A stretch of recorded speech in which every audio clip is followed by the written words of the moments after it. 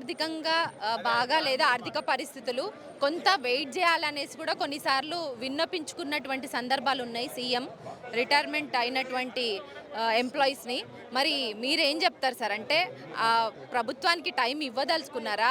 మీ బెనిఫిట్స్ని మీకు చెల్లిస్తేనే మీకున్నటువంటి తీర్చుకోవాల్సినటువంటి రెస్పాన్సిబిలిటీని తీర్చుకునే విషయంలో ఎలాంటి ఇబ్బందులు మీరు పడుతున్నారు? ప్రభుత్వానికి మీరు చెప్పాలనుకుంటున్నారు. ఒకటి మేడం, ఇక్కడ ప్రభుత్వము, ప్రజలు, తర్వాత ఉద్యోగులు, ఇవి 3 భాగాలు ఉన్నాయి. ఉద్యోగులు అనేవాళ్ళు ప్రభుత్వాన్ని నడిపించి రిటైర్డ్ అయ్యారు. సో ఇదేంది, ప్రభుత్వము ఉద్యోగంలో ఉన్నప్పుడు తమంతకు తాము కొంత దాచుకున్న డబ్బు ఇది ప్రభుత్వంకు సంబంధించిన డబ్బు కాదు. దీంట్లో 50% జనరల్ ప్రావిడెంట్ ఫండ్ కావచ్చు, ఒక్క గ్రాట్యుటీ అది కూడా 16 lakhs. మళ్ళీ వాడిచ్చే కమిటేషన్ నెక్స్ట్ మంత్ నుంచి మళ్ళీ కట్ అవుతూ ఉంది, గవర్నమెంట్కి వెళ్ళిపోతుంటుంది అది. సో దీంట్లో ఏంటంటే ప్రజలకు ఏం చెప్తున్నారు అంటే, వీళ్ళకు పుట్టికనే రిటైర్డ్ కాగానే ఫ్రీ ₹1,00,00,000 ఇస్తాను, ఒకడొకడికి 50 లక్షలు వచ్చింది, ఒకడొకడికి ₹1,00,00,000 ఇస్తున్నాను అనేసి ఒక స్టేట్మెంటు ప్రజలలో ఎలా వెళ్ళిపోయింది అంటే, ప్రభుత్వ ఉద్యోగం చేసి రిటైర్డ్ అయితే ఇతనికి ₹1,00,00,000 వస్తాయట కదా. కానీ ఇదేంటి, యాక్చువల్లీ మా పైసలే అవి, సహజంగా అవి మా పైసలు. ఒకటి ప్రభుత్వానికి మేము చెప్పబోయేది ఒకటి ఏంటంటే, ప్రభుత్వం లోపల సిస్టమేటిక్ పోయి ప్రయారిటీ దేనికి ఇవ్వాలి అనే దాన్ని గమనించుకొని ఉద్యోగులు అనేవాళ్ళు 700 కోట్లు అన్నారు. కానీ 700 కోట్లకు ఒక అడ్వకేట్ ఇన్ఫర్మేషన్ యాక్ట్ ప్రకారం అడిగితే ఇప్పటి వరకు అతనికి జవాబు లేదు. మా ఫ్రెండే లేదు, సమాధానం లేదు.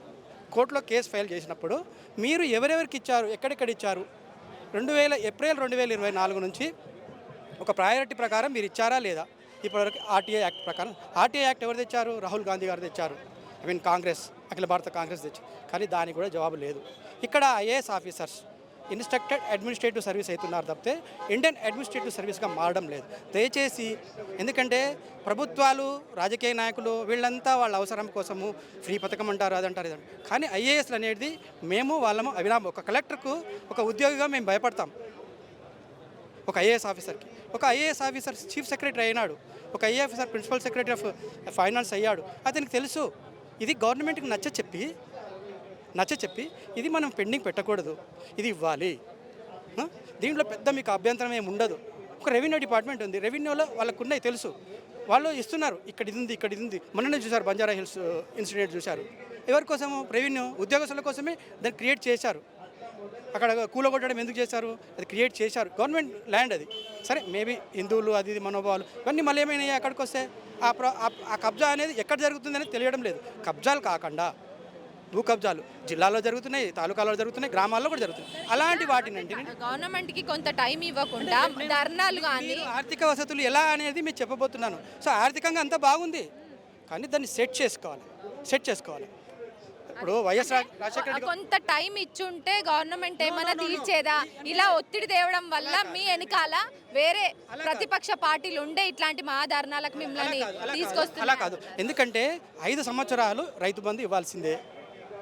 ఓకే, 5 సంవత్సరాలు ఫ్రీ బస్సు పెట్టాల్సిందే. ఓకే, 5 సంవత్సరాలు ఇందిరమ్మ చీరలు ఇవ్వాల్సిందే, ఇందిరమ్మ ఇల్లు కట్టాల్సిందే. సో ఇవన్నీ కూడా పథకాలే. ఇది పథకం కాదు మాది, ఇది మాది పథకం కాదు. ఇది దిస్ ఈజ్ అవర్ అమౌంట్, మాది ఈ అమౌంట్. సో మా అమౌంట్ను వాళ్ళు మాకు దయతలిచి ఆలోచించి దీన్ని రాజకీయం చేయొద్దు. నేను ఆర్థికం అని ఆయన అడుగుతున్నాడు, కానీ జాప్యం కాదు ఇక్కడ. ఇది ఏంది? ఇది నేను ఏమంటున్నా అంటే, గవర్నమెంట్ ఆర్థికంగా కొంత బలహీనంగా ఉంది, కొంత టైం ఇస్తే నేను మీ అందరి ప్రాబ్లమ్ సాల్వ్ చేస్తా అని సీఎం చాలా వరకు సభాముఖంగా చెప్పిండు.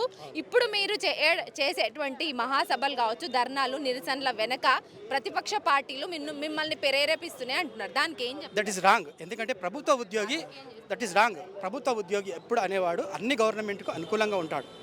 ఒకటి, ఫస్ట్ తన పొట్ట చూసుకోవాలి, తన పొట్ట నిండిన తర్వాతనే కదా అతను పనిచేసేది. ఒక టీచర్ కావచ్చు, ఒక ఇంజనీర్ కావచ్చు, ఒక డాక్టర్ కావచ్చు, ఒక మెడికల్ అండ్ హెల్త్ ఎవరే కానీ. సో ఇదంతా ఏంటంటే ఇది క్రియేషన్ కాదు, ఇది రాజకీయం కాదు. ఇది మా హక్కు కూడా అనను. ఇది జెన్యూనిటీ, జనరలైజేషన్. మా అమ్మాయికి నేను ఈరోజు 20 లక్షలు ఇవ్వాలని జీపీఎఫ్లో దాచిపెట్టుకున్నాను. షీఈ్ ఎక్స్పెక్టింగ్, అది నా డబ్బే, అది నేను ఇవ్వాలి కదా. అంటే ఇప్పుడు ఇన్ని కుటుంబాలు, ఒక టీచర్ 100 మందికి ఉద్యోగం చెప్తాడు, ఒక ఏఎన్ఎం నర్స్. నేను ఒక హెల్త్ డిపార్ట్మెంట్లో పనిచేస్తాను, కరుణాకర్ గౌడ్ సిహెచ్ఓ. ఒక మండలం మొత్తం ఒక 4 మండలాలు 5 మండలాలు తిరుగుతాను. అక్కడ మనం ఏం చేస్తాము, అన్ని అనాలిసిస్ చేసి మాట్లాడతాం మనం. సో ఇదంతా వాళ్ళకు వద్దనము, మనకు వద్దనము. కానీ సిస్టమేటిక్ పోవాలా. ఆదాయ వనరులను సమకూర్చుకోవాలా. ఇక్కడ జరుగుతున్నది ఆదాయ వనరులు చెప్పొద్దు. ఆదాయ వనరులు ఉన్నాయి, ఎక్కడో డిస్ప్యూటెడ్ తీసుకుపోయి, ఇప్పుడు సెంట్రల్ యూనివర్సిటీ డిస్ప్యూటెడ్, నాకేమవుతుంది, అది కాదు. భూ కబ్జాలు కాకుండా చూసి ప్రభుత్వ స్థలాలు అమ్మడం అనేది సహజమే. ఎందుకంటే కబ్జా అయినప్పుడు అమ్మడమే మంచిది కదా. ఇలాంటివి చేసి వనరులను సమకూర్చుకోవాలి, అంతేకాని మాకు లేదు అని చెప్పకూడదు. ఎవరైనా కానీ నాకు లేదు అంటే ఏమవుతుంది, లేదే.